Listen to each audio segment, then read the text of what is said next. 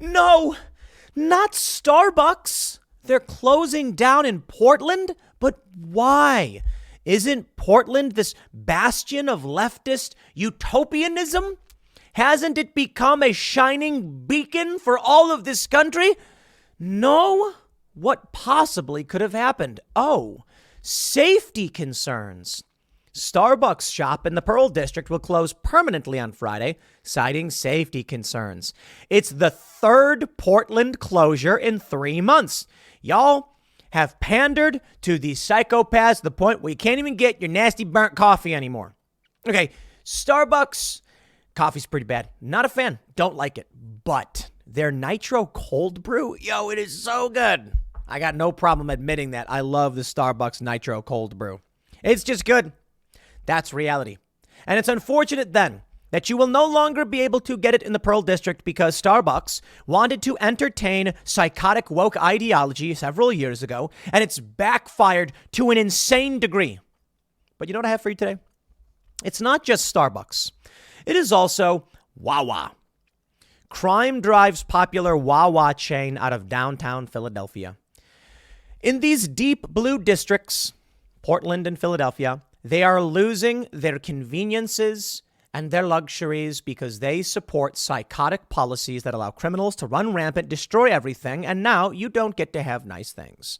As for the rest of us, I guess, we're going to have to order our Starbucks Nitro Cold Brew from Amazon. Blech. That's a reality, though. And you know what? To be honest, as much as we gloat and we laugh about the failures of the Democrat policies, the reality is you will own nothing and you will be happy, and we are on track for that. I don't like Amazon. I don't like them at all. We use Amazon for a variety of things because convenience, and that's a curse. We can go to Walmart. Ugh, it's almost as bad. Now, not only do I go to a crappy, massive corporation that screws over the little guy, but I got to drive there instead. So it's a rock and a hard place. We want to be able to get access to certain items for filming, for certain goods, and we order it through Amazon. Is there an easier way to do it? No, there's not. But that means we are all trapped in the curse. Now, that being said, we here at Timcast are working hard to avoid companies that do these things. But I don't believe in an absolute. I don't think you go cold turkey. I don't think it's absolute. You've heard me say it. I tell you guys, sign up at timcast.com, but I also don't expect you to just cancel your Netflix, your Disney, or your Hulu, whatever. I think if you're truly committed, you could, but I think the average person needs certain, has certain needs they would like to meet, entertainment being one of them. The answer to the problem is not to mandate everyone just cancel everything. It's to build the alternatives. So what we really need is an alternative to Amazon, an alternative to Starbucks. We'll see if we get there. I've been working behind the scenes about talking about opening up a cafe, so maybe we'll get there. But let's talk about that in a second. Let's first talk about Starbucks getting woke, going broke, closing 3 stores, and I love it. Willamette Week, desperately trying to play it down because they're a leftist insane rag. And the last thing they need is for you to realize that the Democrats you're voting for are destroying your city. But don't worry. Keep voting for them, and you will own nothing, and you will be happy. Here's a story from Willamette Week. A Starbucks shop in the heart of the Pearl District will close permanently on Friday, October 21st. You got 2 days to get your coffee while you still can. The closure is posted on the coffee shop's door at the corner of Northwest 11th Avenue and Lovejoy Street. Reached by phone and then in person on Monday, 2 baristas confirmed the impending closure to Willamette Week, saying management told them the closure is due to safety concerns. Starbucks corporate office did not respond to their request for comment. It is perhaps yet another signal of a city reeling from homelessness, mental illness, and addiction. Those social ills regularly confront workers at retail establishments like Starbucks. But the closure of a location in the city's prime shopping neighborhood is significant. This July, Starbucks announced a slate of 16 store closures in big cities across the country, citing safety issues, including 2 in Portland. One in downtown Portland and another in deep southeast in the Gateway neighborhood. At the time, union organizers accused the company of union busting. While only 1% of stores nationwide are unionized, 19% of the stores that shuttered were union shops. The Pearl storefront closing this week was not included in that batch of summer shutterings, and there's no indication it is part of a national wave of closures. Let me explain to you the math here. I love this. While only 1% of stores nationwide are unionized, 19% of those that were shuttered were union shops. Could it be not that Starbucks is union busting, but that there is a correlation between leftists and policies that result in crime? You getting it now? Sure, it's easy to accuse Starbucks of union busting. Fine, maybe that's the case. But I can just as easily say the people who are likely to unionize are also likely to vote in Democrats who will destroy the safety and sanctity of your neighborhood, resulting in corporate saying, we don't want to run these stores anymore. Y'all have lost the plot. Let me bring you back in time, my friends. Back in time to, this is 2018. I'm sorry, there you go. When Starbucks said everybody can use their bathrooms because they didn't want to be racist. What happened? People started going in their bathrooms to do drugs. About that. So here's from Inquirer. This story is from July 13th, 2020. Starbucks will let employees close bathrooms. Modifying policy prompted by 2018 Philadelphia arrests. The policy modification came as part of an announcement that Starbucks would be closing 16 stores across the country, including one in City Center. And there it is, my friends, the correlation. And it's only getting worse. This is what they supported. Now, look. Starbucks didn't just react to what was going on. They are an active component of the leftist insanity. But you know what? Fine. So be it. I don't care. Y'all ain't going to get your free Wi-Fi and your little, what are those little things they have, like the eggs in it and the apple and the dip and the hummus or whatever? Little crudité from Starbucks. Yeah, well, you don't get to have nice things. If you vote in policies that increase crime, allow rampant drug use and homelessness and mental illness to run rampant, if you're going to keep printing money thinking it's modern monetary policy, AOC says, then you will reap what you have sown. Me? You know what I did this morning? I got on my electric motorbike. That's right, electric, because I care about the environment. And I rode up to the main studio office, picked up a batch of Chicken City eggs, coming in a variety of shapes and colors. One of our chickens laying these weird oblong eggs. Cracked them open, had fresh breakfast. I didn't have to go to any crime-ridden city. I didn't have to fight through hordes of drug-addicted homeless people or anything like that. I minded my own business. And that's what happens when you live out in the middle of nowhere. That's unfortunate, though. Those of us that do move to the middle of nowhere, it's part of the reason why this bad stuff is happening. We're not there to vote against the insanity. And then as people of more sound mind leave these areas, the woke left insane cultists, the death and sex cultists, vote for the stupidest policies like, I think we'll save money by opening up our bathrooms to the public. Then goes by a couple of years and it's like, why are there people shooting up heroin in our bathrooms? Then a year later they go, why is it that no one wants to go to Starbucks anymore? So brilliant, Starbucks, that you didn't see this coming. Well, here we go, my friends. It's also Wawa. I love this story from News Nation now because the image they used for Wawa says Democrats use Obama's popularity on campaign trail. Y'all trying to associate the crime and the shuttering with Obama and Democrats? Maybe not intentionally, but here's the story from News Nation now. A recent surge in crime in Philadelphia's downtown area, mirroring that of many other urban areas around the country, will leave visitors and residents with fewer shopping choices. In September, a group of youths ransacked a Wawa convenience store in Northeast Philadelphia, and that's led the company to close two of its downtown locations because of safety and security concerns. That may not be the last closure. Philadelphia Councilman Jim Driscoll told the Philadelphia Business Journal that a Wawa exec told him, we're seriously considering moving out of the city of Philadelphia in our strategic planning, or at least not to expand. Bravo. Wawa, how about this? You want my business? We have Wawas out here. We're fans. We have Sheets, too. Kind of like Sheets better. But you want my business, you will earn it when you come out and condemn the woke psychotic policies that have resulted in higher crime. Now, I have seen some people say, a lot of people like to mention that Democrat policies resulted in higher crime, but they don't give us any examples. Oh, would you like some examples? Let's talk about bail reform. There was a guy in New York who was laughing as he was released, saying he keeps committing crimes and you keep letting him go. Now, hold on there a minute. I think cash bail is wrong. I think we've got people in prison for petty crimes that shouldn't be, and people that should be in prison a lot longer than they are. Here's what I think. In New York, somebody robs someone 3 times, you remand them. They keep releasing these people because they don't want them in jail because of overcrowding. It's a combination of policies that have resulted in this. Fatherlessness, no-fault divorce, abortion. You realize all of these things lead to degradation and a breakdown of social order. I am not saying that we need enforced monogamy or to ban abortion or anything like that. I'm saying it's a slippery slope. You are sliding down it. Why is it that we're seeing so much rampant homelessness, mental illness? Well, man, shall we go back in time? There's a lot to talk about. I love this. Leftists like to show this chart, which depicts like 1979, and it shows wage and profit growth. And they're like, wages remain stagnant while CEO pay and profits skyrocketed. How could that have happened? And they go, clearly it's the fault of Ronald Reagan and trickle-down economics. And I'm like, it's also women in the workplace. I mean, I think women should be allowed to work and be in the workplace. But that doesn't mean you can't point out the obvious. When you double the workforce, supply meet demand. Supply doubles, demand stays the same. It crushes wages. All of a sudden, there's a guy. He's working at a company. He's getting paid $40,000 a year in the late 70s. Pretty good salary. Not the greatest, but good.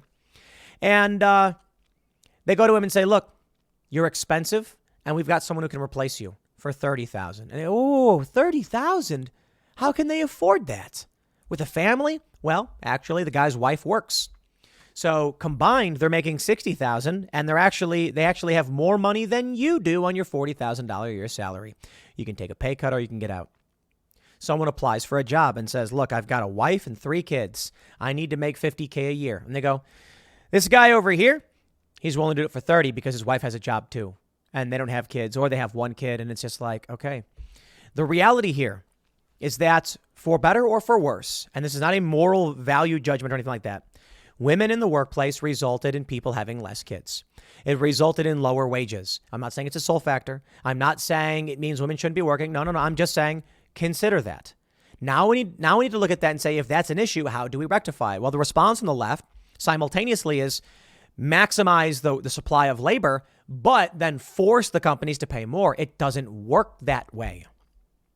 You can't just force companies to pay more. A minimum wage increase does have an impact. It does. It will help people on the short term, but that'll drive up inflation. I was talking to an accountant. He mentioned that when New Jersey raised their minimum wage, 20% of the companies, 30% of the companies he represented went out of business because they could not just abruptly increase all of the salaries of all their employees, all the hourly wages. It was impossible. So all of a sudden, they said, we don't have enough money. We're closing. That's what it does. These leftist policies result in stores closing, as I mentioned. It results in families unable to raise their own kids because both the the husband and wife are working. It results in a culture of lewd and lascivious behavior. So women don't have husbands, husbands don't have wives, and the kids grow up without fathers. The kids grow up in bad neighborhoods. You get crime, homelessness, all of this destabilizing. The family is very, very important. So what do you see? A bunch of people go into Wawa and ransack it and destroy it. Crime explodes, and then people who are afflicted vote for affliction. That's reality. The people who are impoverished will vote for policies that will make things worse. This is not a moral judgment on poor people. You know, Michael Bloomberg's response was, we should tax the poor because they buy things that they don't need and hurt them. That was his policy position. He said, tax the poor, quite literally. He said, because we know what's better for them. Only because you've destroyed the family, because you've destroyed American culture, do we have these problems. Perhaps we can solve them. I think the issue is many of these left activists have seen this and now they're excited for it because this is an opportunity to knock everything down and then rebuild something new. And it feels like that's what they really, really want. Starbucks getting knocked down in this way. I got to be honest, the left was vying for this for some time. They were throwing bricks through Starbucks windows. Let me just stress this to all of you. Leftists go around smashing Starbucks windows. Did it work? No. There's a song. Oh, a song that I used to sing. Baby, I'm an anarchist, and you're a spineless liberal. But when it came time to throw bricks to that Starbucks window, you left me all alone. They say it's from Against Me. Big fan of that band, by the way. And the lyric is, baby, I'm an anarchist, you're a spineless liberal. We marched together for the 8-hour day and held hands in the streets of Seattle. But when it came time to throw bricks to that Starbucks window, you left me all alone. Liberals didn't want to do it, and rightly so. But that's the line. I think it's actually kind of funny. They've been singing songs about wanting to destroy Starbucks for a long time. Well, I got to say this, anarchists and the left ones, the liberals really outdid you. See, they were smarter than you the whole time. You complain about the liberals, but who got the Starbucks shut down? Was it your brick? No, it was the policies that led to rampant crime and drug abuse. And now Starbucks has been shuttered. Several of them, actually. This is what, number 17, I guess? There's probably substantially more because this is just the Portland one we're hearing about. So, when you marched for the 8-hour day and held hands in the streets of Seattle, and then the liberals said, no, don't throw the brick, and you went, I want to throw the brick anyway, you only hurt your own cause. And it was those spineless liberals through their policies that destroyed Starbucks. So congratulations. You know, I think there's a lot of problems with Starbucks. I really despise Starbucks. The only thing I like about them is their nitro cold brew. But there are other companies we do buy from. And in fact, most of this coffee we do buy is a different company. It's called High Brew. I don't know anything about them. I got to look into it. But it's look, I get it. It's really hard to be a perfect consumer. I'm not going to pretend to be a saint in this regard. I do think, though, it is good when you're actively trying to do better. So, you know, I accept it. Like, to all of you who still have Disney or Hulu or whatever, it's like, I mean, I think it's the same thing now. Yeah, maybe you can't just get rid of it outright because you do like watching these shows and you do want to support the things on those networks that you do like. That just means that we, you know, Daily Wire, Timcast, other companies, we have to make stuff that you want to watch. We put out an episode the other day of Cast Castle Vlog with Rusty Cage and Blair White, and I think it is probably the funniest one we've done yet. However, I'm not going to pretend like it's at the same level of quality as major institutions. I'm not going to pretend that we're making stuff that has the same level of quality as 30 Rock or The Office. We have good jokes. The people in the vlog are not actors. They're just the employees who work here who are acting. So it is what it is. We're making stuff. Maybe as we expand, we will get better and better at it. But this is it. You have to start somewhere and build something. And our values are reflected in the things we produce. We believe in the family. We believe in the Constitution. We believe in free speech. We believe in the Second Amendment. All of these things are reflected in the work we do at timcast.com. If you support the likes of us and the Daily Wire, we will push back on the absurdity and the insanity. And maybe we can actually, you know, at the very least, create a space for people who believe in doing the right thing. Donald Trump said, "Make America great again." And what the left said was, he means racist. It's insane.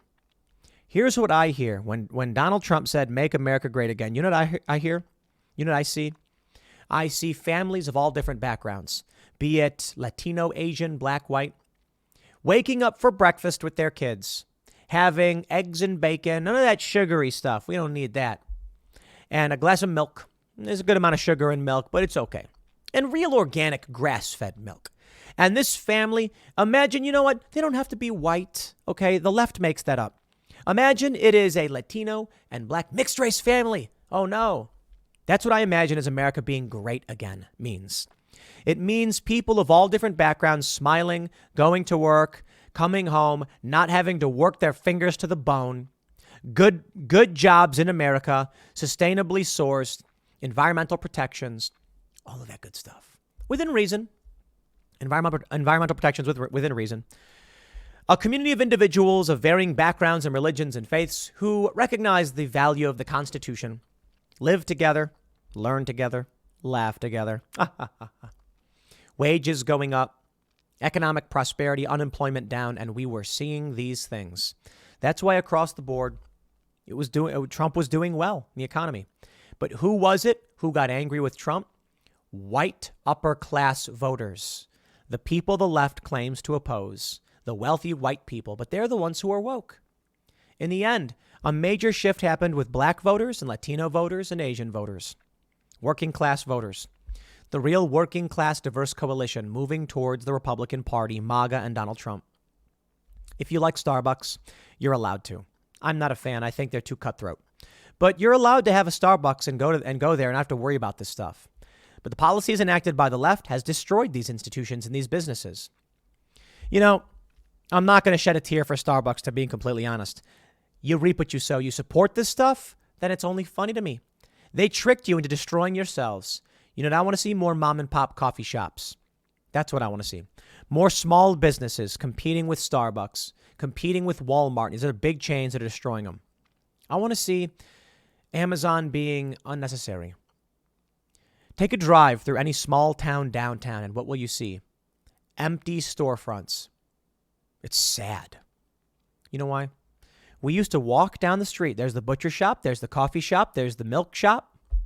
You'd walk in, grab some meat. You walk in, grab some milk. You walk in, grab a coffee. You walk over, get your shoes shined. And all of these small businesses operating and taking care of each other. Then mega stores arrived. They all got out of business. Now the online mega store is here. Everyone's going out of business. And then you get less jobs. You get people who have no purpose. You get chaos. The end result is fairly obvious, isn't it? If we continue on this path, you will eventually live in a pod, you will eat bugs, you will own nothing, and they're hoping you'll be happy, but you'll probably just be really pissed off. I'll leave it there. Next segment's coming up at 4 p.m. over at youtube.com/Timcast. Thanks for hanging out. Become a member at timcast.com. Support our work, and I'll see you all then.